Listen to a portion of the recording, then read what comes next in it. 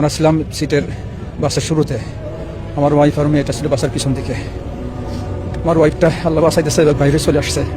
মেয়েটা 17 জানতো না, 13 বছর বয়স, 18 বার কোরআনের হাফেজা, আল্লাহ দুনিয়াতে নিয়ে গেছে।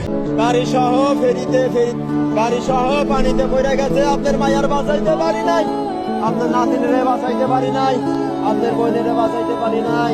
কত করে